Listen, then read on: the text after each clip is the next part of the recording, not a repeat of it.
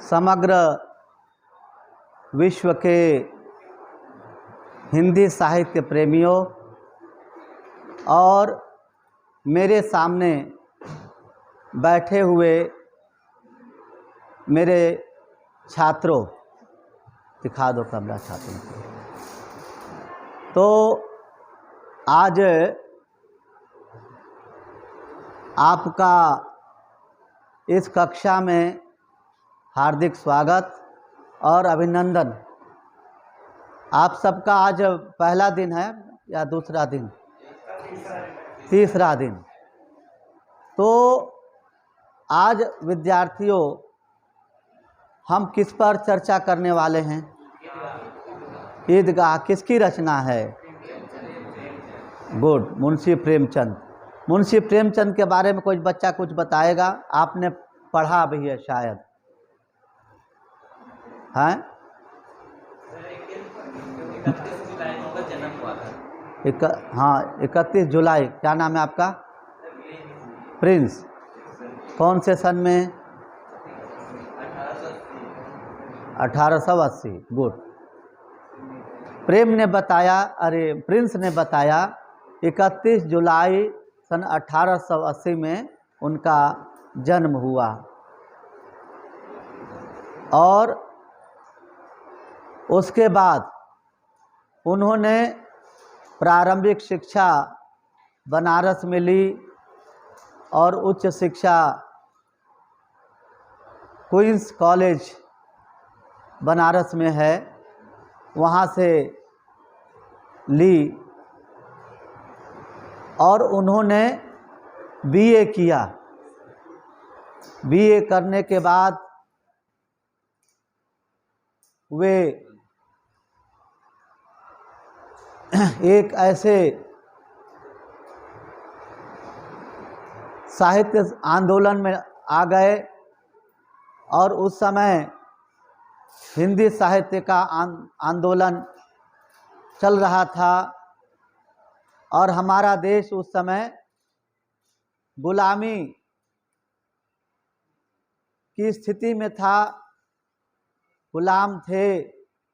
उस समय ऐसे महान लेखक जो पहले आप नवाब राय के नाम से लिखते थे और इनका मूल नाम था धनपत राय। इनका पूरा मूल नाम क्या था? धनपत राय। और बाद में नवाब राय के नाम से उर्दू में लिखा करते थे, है ना? नवाब राय के नाम से किस में लिखा करते थे? उर्दू में, है ना? और धीरे धीरे स्वतंत्रता आंदोलन के दौरान उन्होंने सक्रियता दिखाई। भारत राष्ट्र को आज़ाद कराने के लिए, स्वतंत्र कराने के लिए अनेक स्वतंत्रता सेनानियों के बीच उन्होंने अपनी अहम भूमिका दिखाई और गांधी जी के आंदोलनों से प्रसिद्ध हुए, ये प्रभावित हो गए। गांधी जी के आंदोलनों ने, गांधी जी के विचारों ने मुंशी प्रेमचंद जी को प्रभावित किया। मुंशी प्रेमचंद मुंशी क्यों कहलाए? क्योंकि एक साहूकार के दफ्तर में काम करते थे, मुंशी का, मुंशीगिरी का काम करते थे और मुंशीगिरी का जब काम करते थे तो ये मुंशी कहलाए। और वहाँ ऐसे लोग आते थे, गरीब दीन दुखिया लोग आते थे। उन्होंने कर्जा ले रखा था साहूकार से। साहूकार को कहते थे कि बाबूजी इस बार फसल नहीं हो पाई तो अगली बार हम दे देंगे आपका कर्जा। तो कोई बात नहीं, फसल नहीं हो पाई तो अपनी ज़मीन छोड़ दो, अपनी ज़मीन हमें दे दो। तो इन गिड़गिड़ाहटों को न सुन करके मुंशी प्रेमचंद ने वहाँ की नौकरी छोड़ दी। और नौकरी छोड़ दी। इनकी जो बेटा, इनके साथ भी बहुत दुर्घटना घटी। इनकी पहली धर्मपत्नी मर गई, वो साक्षर नहीं थी और वो भी संतुष्ट नहीं थे। दूसरा विवाह हुआ, दूसरी शादी हुई इनकी। दूसरी धर्मपत्नी का नाम था शिवरानी। वो बहुत पढ़ी लिखी महिला थी। उन्होंने मुंशी प्रेमचंद के लेखन कार्य में बहुत साथ दिया और हर कार्य में। बेटा, इनकी जो रचनाएं हैं, मैं संक्षिप्त में बता रहा हूँ ताकि आप ध्यान रखें।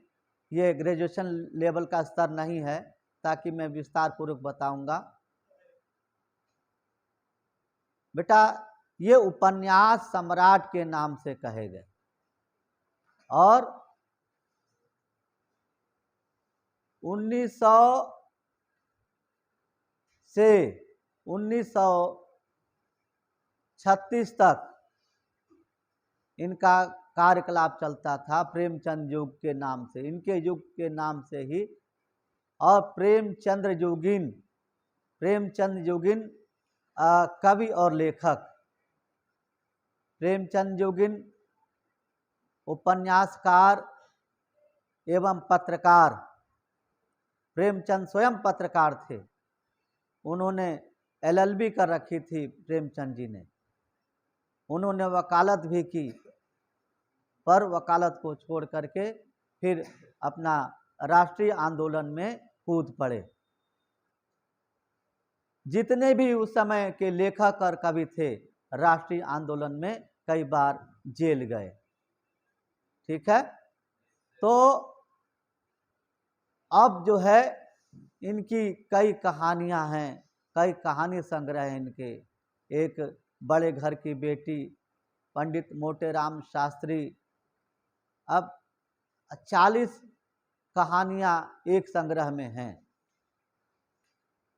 और उपन्यास इनके कौन कौन से हैं? गोदान है, कफन है, और मानसरोवर, रंगभूमि, प्रेम भूमि, रंगभूमि, कर्मभूमि, सॉरी, रंगभूमि और कर्मभूमि, प्रेमाश्रम, और कौन सा भाई? निर्मला उपन्यास, सेवा सदन, जी हाँ, सेवा सदन, गबन, जी बहुत बढ़िया, हाँ, संग्राम, जी। तो इस प्रकार से इनकी कृतियां हैं। कहानी संग्रह, निबंध संग्रह और नाटकों का अनुवाद भी किया। पत्रकारिता के क्षेत्र में भी कार्य किया। इनका पत्रकारिता पर बहुत अधिकार है। अब आ जाओ बेटा, ये तो रही प्रेमचंद जी की ये व्यक्तित्व और कृतित्व के बारे में मैंने आपको बताया। अब जो है ईदगाह जो कहानी है, इस पर हम चर्चा करेंगे। ईदगाह कहानी वास्तव में एक ऐसे बच्चे की कहानी है। इसमें मुख्य रूप से 2 पात्र हैं। कौन कौन से बेटा? कौन कौन से 2 पात्र हैं? एक तो हामिद है और दूसरी है हामिद की दादी अमीना।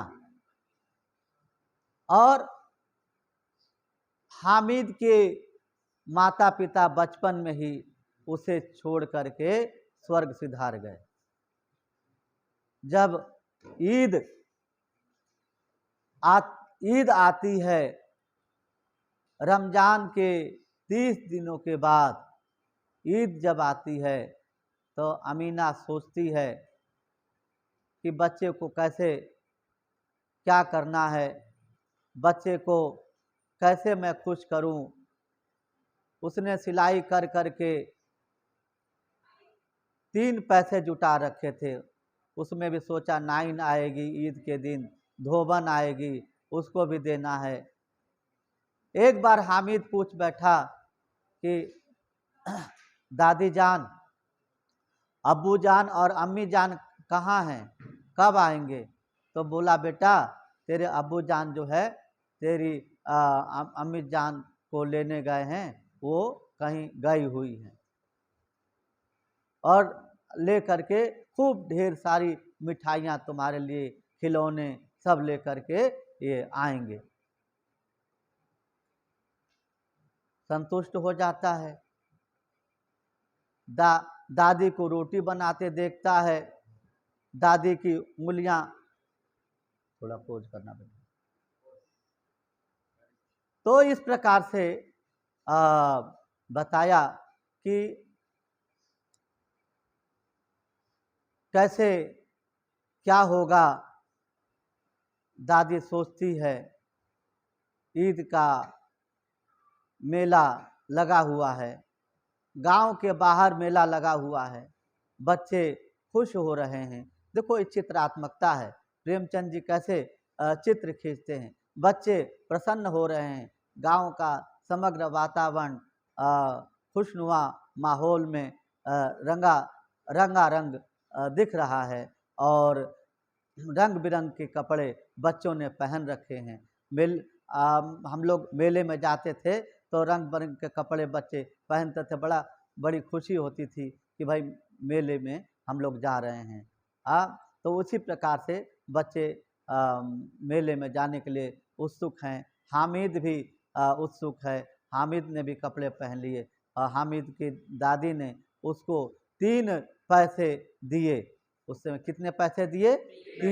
3 पैसे दिए, और कहा कि बेटा मेले में कुछ खा लेना और पैदल मत जाना, पैदल मत आना, तो अभी कोमल है कोमल बच्चा है, फिर छोटा सा बच्चा है, तो जो है वो पैदल नहीं आएगा। तो वो जो है बच्चे जो है मेले में जाते हैं और रास्ते में बातचीत करते हैं, दौड़ते हुए कोई बच्चा पीछे छूट जाता है, कोई आगे कंपटीशन दौड़ की कंपटीशन करता है। अब बीच में बातें करते हैं कि मेले में जाने के लिए इतने लोग जो है कहाँ से पैसे लाते होंगे। तो कोई कहता है कि गांव में चौधरी साहब हैं, वो पैसे देते हैं, गांव में चौधरी साहब पैसे देते हैं। तो पैसे देते हैं, और वो पैसे जो है ले करके उनके पास कैसे पैसे आते हैं? तो कई लोग कहते हैं कि भाई उनके पास बहुत बड़े बड़े जिंद हैं, और जिन्नात जो है वो पैसे देते हैं, और रात में ये लोग मिठाइयाँ खरीद लेते हैं। जिंद लोग, जिंद इतने ऊंची ऊंची लंबी टांगों वाले होते हैं, और बहुत ऊंचाई तक उनका कद होता है, बहुत लंबे लंबे होते हैं, 2-3 मंजिल तक वो लंबे लंबे होते हैं। तो वो ऐसे मिठाइयाँ खरीद लेते हैं, और जो है अपना खाते हैं, और चौधरी साहब को भी पैसे दे देते हैं, और दुकानदार को पैसे दे देते हैं। तो इस प्रकार से बच्चे वहाँ मेले में जाते हैं, और सब लोग सजदा होते हैं। सजदा मतलब सिर झुकाना, सिर झुकाते हैं और नमाज पढ़ते हैं, नमाज अदा करते हैं, और बच्चे रंग बिरंग की मिठाइयाँ लेते हैं, खिलौने लेते हैं, खाते हैं।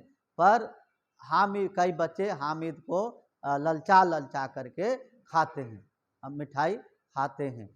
हामिद जो है वो जो है देख करके अपने मन में जो है मन में सोच लेता है, फिर कहता है कि कोई बात नहीं, हमारी अम्मी जान आएंगी, मेरे लिए मिठाई लेकर के आएंगी और मिठाई जो है अवश्य लेकर के आएंगी।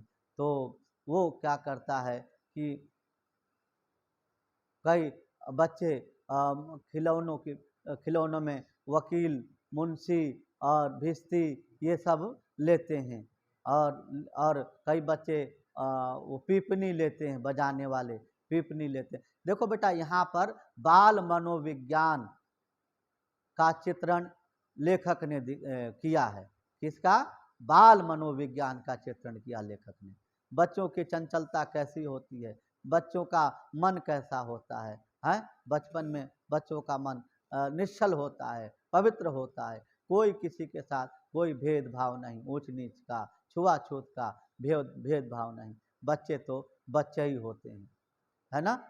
तो इस प्रकार से फिर वो मेले से वापस आते हैं बच्चे, और वापस आते समय और खिलौने लेते हैं। तो एक चिमटे वाले के पास जाता है, वो कौन जाता है चिमटे वाले के पास? हामिद जाता है चिमटा लेने की। हाँ, तो क्या कहता है वो? हम ये दुकान वाले से क्या कहता है? हाँ भाई, चिमटा ये कितने का दे रहे हो? तो बोला कि 5 पैसे में। तो बोला कि मेरे पास 3 पैसे हैं, दोगे? तो कहता नहीं। फिर चला जाता, फिर वापस बुला लेता है और कहता है कि चलो अच्छा ले लो। तो 3 पैसे दे करके वो चिमटा ले लेता है, और वो चिमटा लेकर के उन बच्चों को दिखाता है, देखो मैंने बंदूक लिया है। हाँ, मैंने 101 मारूंगा, तुम्हारे भिस्ती साहब गिर जाएंगे, तुम्हारे वकील साहब गिर जाएंगे, तुम्हारे सिपाही गिर जाएंगे। ये क्या कर सकता है? आग में भी काम कर सकता है, पकड़ने का भी काम कर सकता है, और ये बंदूक का भी काम कर सकता है। तो इस प्रकार से बच्चे कहते हैं तो सही है, सही है, सही बात है। तो बच्चे ले करके उसको हाथ में ले करके देखते हैं, ये तो बहुत बढ़िया लिया है इसने। तो इस प्रकार से बच्चे दौड़ते उछलते हुए घर को आते हैं। हामिद पीछे रह जाता है, बच्चों से पूछती है अमीना, हामिद कहाँ है? हामिद को देखा है? तो कहता हम पीछे आ रहा है हामिद।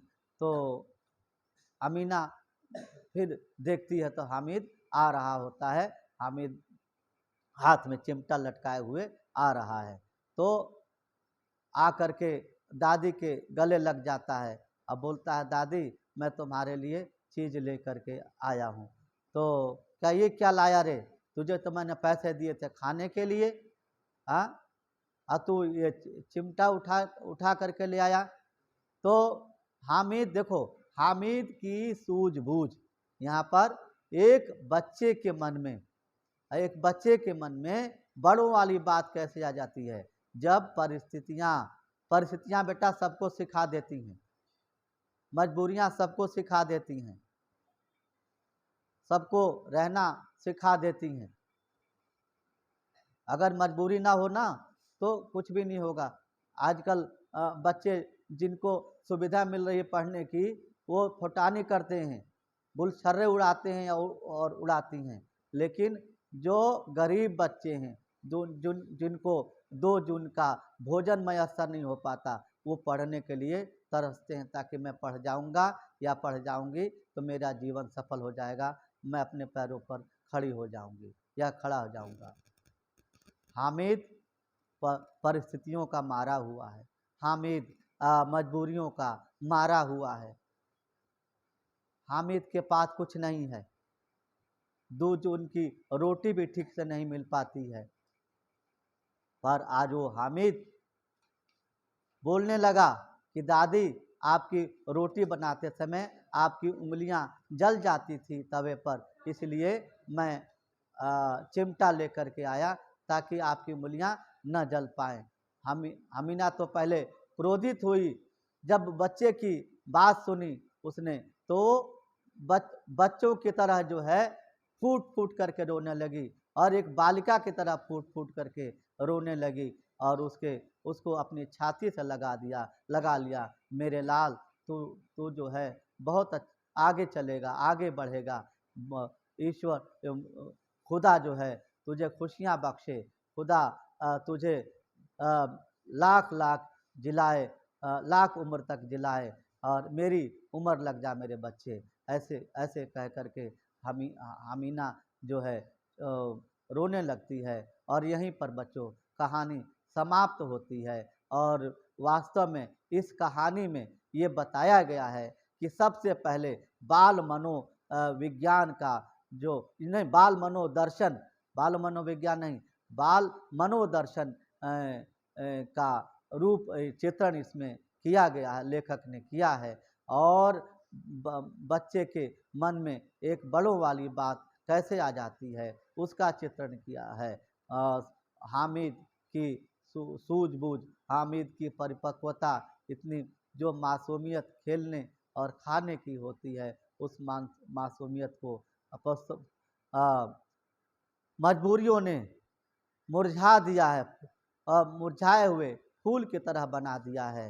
और हामिद जो है अपनी दादी का ध्यान रखता है, अपनी दादी की बातों को सोचता है, यही सब कुछ है। और लेखक जो है इस बात पर और बल देता है कि समाज में यथार्थवाद की स्थापना करता है। यथार्थवाद क्या होता है? यथार्थवाद जो है, जो सामने है वही है, उसी का हूबहू चित्रण कर देना। जो सामने घटना घटित हो रही है उस घटना का हूबहू चित्रण कर देना, हूबहू दिखा देना साहित्य में, उसे कहते हैं यथार्थवाद। क्या कहते हैं? यथार्थवाद। और समाजवाद, समाज में जो विसंगतियां हैं, समाज में जो रूढ़िवादिताएं हैं, जो सड़ी गली मान्यताएं हैं, उनका विरोध जो है लेखक करता है अपने साहित्य के माध्यम से, लेखनी के माध्यम से। और जैसा कि ईदगाह कहानी में किया है। और ईदगाह कहानी वास्तव में एक ऐसी कहानी है जो हृदय को झकझोर देने वाली कहानी है। प्यारे बच्चों, हृदय को झकझोर देती है और सोचने पर मजबूर कर देती है। इन्हीं पंक्तियों के साथ अपनी वाणी को विराम देता हूँ। उससे पहले मैं 4 पंक्तियाँ राजेश जोशी की कह करके अपनी बात को समाप्त करूँगा कि बच्चे काम पर जा रहे हैं, सुबह सुबह कोहरे से ढकी हुई सड़क पर बच्चे काम पर जा रहे हैं, वो भी छोटे छोटे बच्चे, मासूम बच्चे। और क्या गायब हो गई हैं अंतरिक्ष में गेंदे जो है अंतरिक्ष में गायब हो गई हैं। सब कुछ है, हस्ब माबूल सब कुछ है, लेकिन जो है एक सवाल उठता है, बच्चे काम पर क्यों जा रहे हैं और काम पर इन्हें क्या जाना चाहिए?